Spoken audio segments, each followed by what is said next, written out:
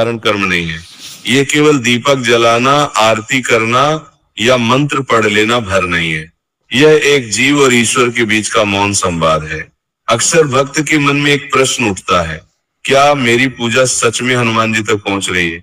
क्या मेरी पुकार उन्होंने सुनी है? देखिए, भगवान शब्दों में उत्तर नहीं देते, वे संकेतों में उत्तर देते हैं। और जो भक्त भीतर से सच्चा होता है वही उन संकेतों को समझ पाता है।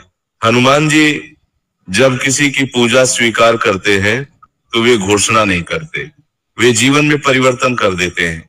अब उन संकेतों को ध्यान से सुनिए। पहला संकेत, जब बिना कारण आपको हर जगह हनुमान जी की छवि, उनका नाम या स्मरण होने लगे, दीवार पर, रास्ते में, किसी वाहन पर, यह संयोग नहीं होता, ये संकेत होता है कि प्रभु आपको ये अनुभव करा रहे हैं, मैं यहाँ हूं, तेरे साथ हूं। जब भगवान स्वयं स्मरण बन जाए तो समझ लेना पूजा पहुंच चुकी है। दूसरा संकेत, हनुमान चालीसा या नाम जप करते समय शरीर में कंपन, रोंगटे या आंखों में नमी आना, ये भावुकता नहीं है, ये अनुग्रह का स्पर्श है।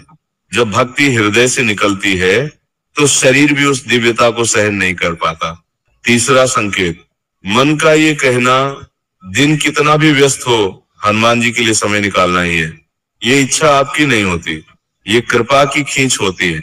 जब प्रभु भीतर स्थान बना लेते हैं तो उनके बिना दिन अधूरा लगने लगता है। चौथा संकेत, जब जीवन में कोई साथ न दे पर भीतर से एक शांत स्वर आए, कोई नहीं, हनुमान जी है। ये विश्वास अभ्यास से नहीं आता, ये तभी आता है जब प्रभु ने आपको थाम लिया हो। जहां ये भाव आ गया वहां भक्त अकेला नहीं रहता।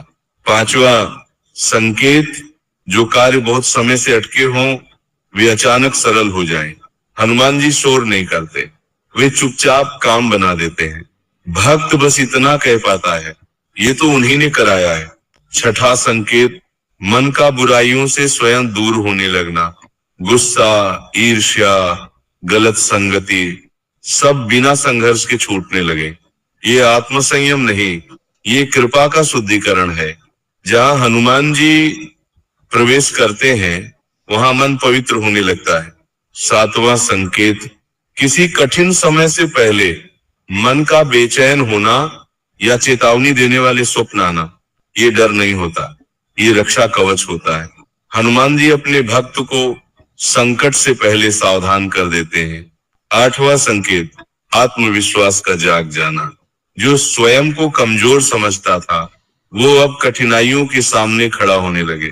हनुमान जी पहले समस्या नहीं हटाते, वे भक्त को शक्तिशाली बनाते हैं।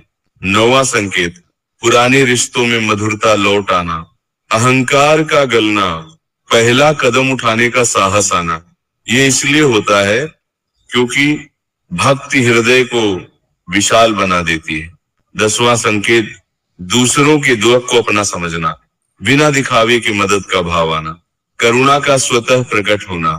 ये परिवर्तन बताता है कि प्रभु केवल आपके मंदिर में नहीं, आपके हृदय में विराजमान है। अब ध्यान से समझिए, यदि इन संकेतों में से एक भी संकेत आपके जीवन में घट रहा है तो समझ लीजिए हनुमान जी ने आपकी पूजा स्वीकार कर ली है। भगवान सामने आकर कुछ नहीं कहते पर जीवन को इस तरह छूते हैं कि भक्त भीतर से बदल जाता है। डरिए मत, टूटिए मत, आपकी भक्ति व्यर्थ नहीं जा रही। जहां विश्वास है वही हनुमान जी है, और जहां हनुमान जी है वहां कोई भी संकट टिक नहीं सकता। और एक बात अंत में समझ लेना, हनुमान जी की भक्ति का फल तुरंत दिखे ये आवश्यक नहीं है, क्योंकि प्रभु कभी हमारी इच्छा के अनुसार नहीं, हमारे हित के अनुसार देते हैं। कई बार भक्त कहता है, मैं तो रोज पूजा करता हूँ फिर भी कष्ट क्यों है? तो याद रखना, कष्ट सजा नहीं होते, कष्ट संस्कार होते हैं। हनुमान जी पहले भक्त को मजबूत बनाते हैं, फिर परिस्थितियां बदलते हैं। वे पहले भीतर की कमजोरी तोड़ते हैं, फिर बाहर के संकट हटाते हैं। अगर आज भी जीवन में संघर्ष चल रहा है तो ये मत समझो कि प्रभु दूर है। हो सकता है वही संघर्ष आपको उस ऊंचाई तक ले जा रहा हो जहां बिना टूटे पहुंचा ही नहीं जा सकता। हनुमान जी उन भक्तों को सबसे अधिक संभालते हैं जो चुपचाप सह लेते हैं पर भक्ति नहीं छोड़ते। कभी कभी प्रभु आपको गिरने देते हैं सिर्फ इसीलिए ताकि आप ये जान सके कि आपको उठाने वाला कौन है। और जब ये समझ आ जाती है तो फिर जीवन में कोई डर नहीं रहता। इसलिए अगर आज मन भारी है, आंखें नम है और शब्द नहीं निकल पा रहे, तो बस मन ही मन इतना कह देना, हे हनुमान, मुझे कुछ नहीं चाहिए, बस मुझे अपना बना कर रखना। यही एक प्रार्थना सभी प्रार्थनाओं से बड़ी है, क्योंकि जिस दिन हनुमान जी ने किसी को अपना मान लिया, उस दिन उसके जीवन में कोई भी शक्ति उसे तोड़ नहीं सकती।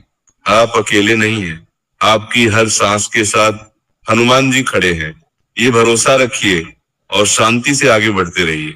और एक गूढ़ बात सुनिए, हनुमान जी की भक्ति में सबसे बड़ा वरदान चमत्कार नहीं होता, समर्पण होता है। जिस दिन भक्त ये कहना सीख लेता है, जो तू चाहे वही सही, उस दिन से उसके जीवन का बोझ हल्का हो जाता है, क्योंकि फिर जिम्मेदारी भक्त की नहीं रहती, प्रभु की हो जाती है।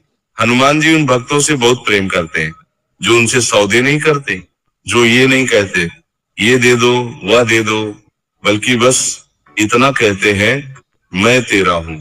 और जब भक्त अपना अहं छोड़ देता है तो प्रभु अपना बल दे देते हैं। याद रखना, हनुमान जी का नाम लेने से सिर्फ डर नहीं भागता, नीयत भी शुद्ध होती है। जहां नीयत शुद्ध हो जाती है वहां जीवन की दिशा स्वयं बदल जाती है। आपने देखा होगा, कुछ लोग बहुत कम बोलते हैं पर उनके चेहरे पर शांति रहती है। ये शांति ज्ञान से नहीं आती, ये भक्ति से आती है। हनुमान जी अपने भक्त को दिखावे से दूर रखते हैं। वे उसे भीतर से इतना भर देते हैं कि बाहर कुछ साबित करने की जरूरत नहीं रहती।